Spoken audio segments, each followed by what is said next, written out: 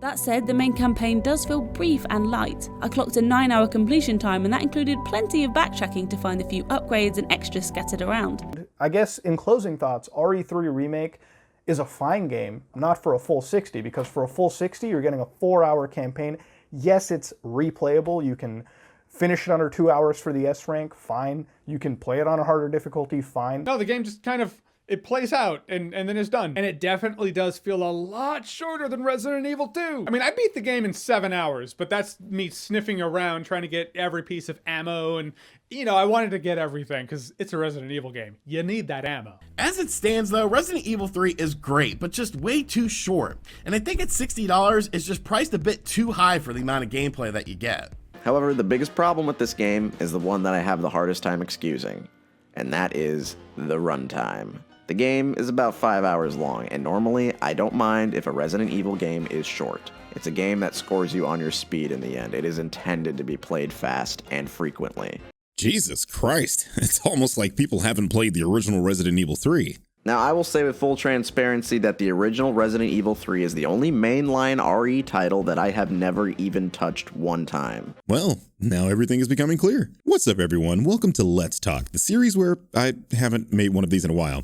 This is your friendly neighborhood Birdman, and today we're talking about the criticism of Resident Evil 3 and why it's kinda wrong.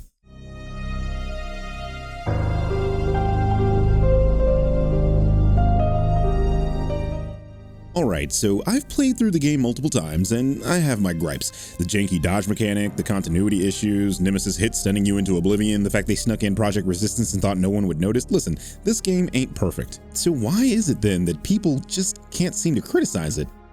Properly, I mean. As you probably glean from the beginning of this video, my main, but not only, issue is the fact that people claim this game is short.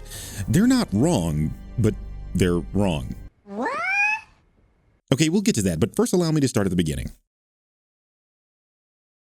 This game puts a heavier emphasis on action than the last one, and honestly, the action is the thing I like the least in Resident Evil.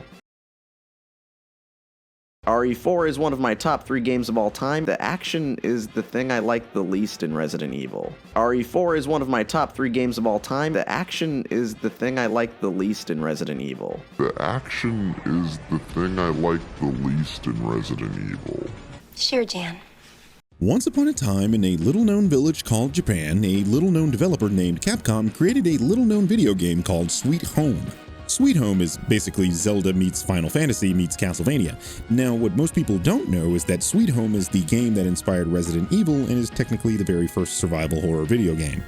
Survival horror? What is that you say? Well, survival horror is defined as a genre of video games that focuses on horror elements while forcing the player to survive with limited resources. Combat is typically de-emphasized, and the design mechanics of these games focus more on evading enemies or avoiding combat altogether. Sweet Home displays these qualities perfectly. While you can fight enemies, it's probably best to run away from them. Also, you can literally pray. What does all this have to do with Resident Evil being an action game, you might ask? Well, other than being a game that is in a subgenre of action games, Resident Evil has always fit the bill of an action game. Allow me to elaborate. While it is true Resident Evil is a survival horror game, you're also not really limited in how you deal with enemies. You can avoid them, sure, but you can also take enemies head on, and with weapons like a bazooka, I'm not entirely sure you couldn't call Resident Evil an action game. But I digress. There are absolutely varying levels of these definitions of video games, right? Resident Evil is surely less of an action game than Devil May Cry, and yet it's less of a survival horror game than Outlast. The original Resident Evil 3 especially. I mean, this is a game where you can literally make your own ammunition. This may seem like small potatoes today, but in 1999, this was groundbreaking and something that hadn't been attempted in many non-RPG video games before. This changed the formula for Resident Evil as a series. No longer were you forced to only find ammo for your precious grenade launcher. You can make that shit. This was the easy bake oven you could own as a dude and not be ashamed. And this wasn't the only new addition to the series. Jill could now dodge. Hold on, you mean to tell me I don't have to run from or shoot enemies? I can dodge and shoulder tackle them? I now have multiple actions I can take against enemies? And we're going to need those actions too, because not only are there more zombies than the first 2 games, now I have a giant rage monster that wants to shove his tentacle in me or blow me to bits with a rocket launcher. This brings me to my point. saying Resident Evil 3 Remake is action heavy is like saying a race car is too loud or that Carol Baskins killed her husband. It's like, duh, Resident Evil 3 has always been action heavy. That's what the original game was, so why would you expect the remake not to be? The original Resident Evil 3 is the only mainline RE title that I have never even touched one time. Ah, that's the stuff.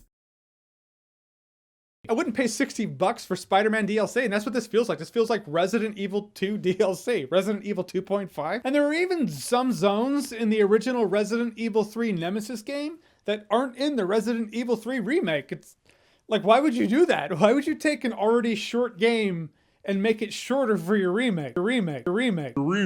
Now, for this one, I don't need to take you down memory lane to show why this is unfounded criticism. I only need to point you to last year's mega hit, Resident Evil 2 Remake. Now, this game received unanimous praise, and that kinda irks me. It seems no matter what game features Leon S. Kennedy, people seem to throw it a crazy amount of praise, from the original RE2 to Resident Evil 4, which isn't even a fucking Resident Evil game. It started the downfall of Resident Evil as a series, but that's a topic for another video. Basically, what I'm saying is, if a game features Leon, people seem to go cuckoo for Cocoa Puffs and just ignore the things that might be wrong with it. Like, I don't know, completely cutting out zapping, dumbing down the A-B scenarios, a feature that made the original RE2 one of the best games in the series, firing Allison Court as the voice of Claire, and then making Claire look so much like a robot when she smiles even Kawhi Leonard would be like.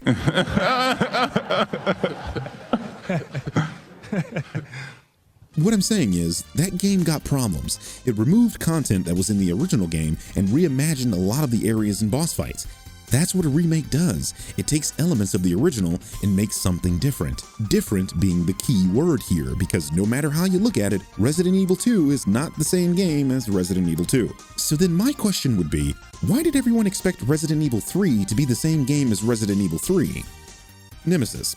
I mean, if you played Resident Evil 2 Remake, you should have expected these changes. Nearly every aspect of that game was changed, from the puzzles to the boss fights to the extra content, so why were people expecting the water treatment puzzle in Resident Evil 3 Remake? That's the worst puzzle in the entire series!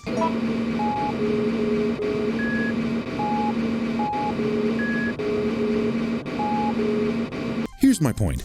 You just played a remake of a Resident Evil game that essentially changed everything that made the original RE2 the original RE2. And you loved it.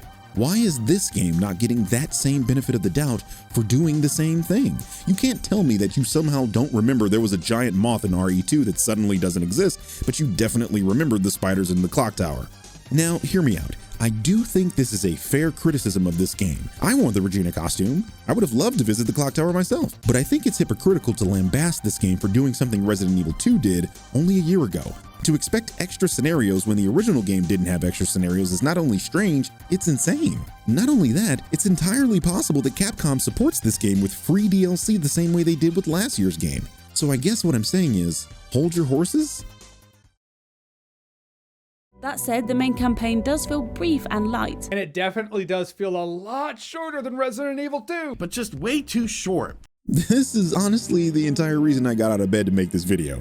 The other two things I could totally live with. You think this game is too action heavy? Good on you. You think this game cut out content? You're right, it did. But you think this game is too short? First of all, I'm going to say this loudly for the people in the back. Every Resident Evil game is short.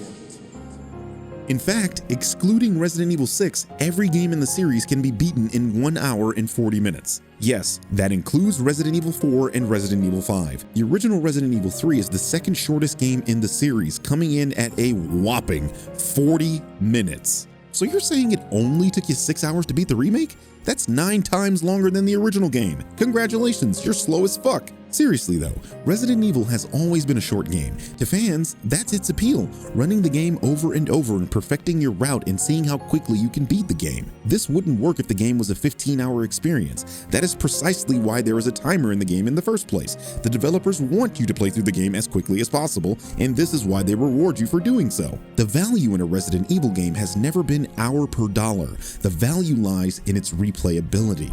As you can always replay the game and perfect your route, the game has near infinite replay value. This is why a Resident Evil game is worth your money. Think about all the people that bought Call of Duty Black Ops 4. That game doesn't even have a story, and you're essentially doing the same thing over and over. For Resident Evil fans, this is what the series is to us, running the same game over and over and trying to beat your time, or trying to do a no damage run, or trying to beat the game on the hardest difficulty, or trying to beat the game with just the knife. I think this concept is difficult for newcomers to the series to wrap their minds around, because usually they expect a single player experience to last 20 hours and to also put the game down indefinitely after beating it. Well, newbies, I'm here to tell you right now, that is not Resident Evil, and it's never been. Most people believe that Resident Evil games are longer than they are because they're equating the game's actual length with being lost and not knowing what to do or where to go. These games are essentially giant puzzles. Once you know the solution to a puzzle, the next challenge is to then see how quickly you can solve that puzzle.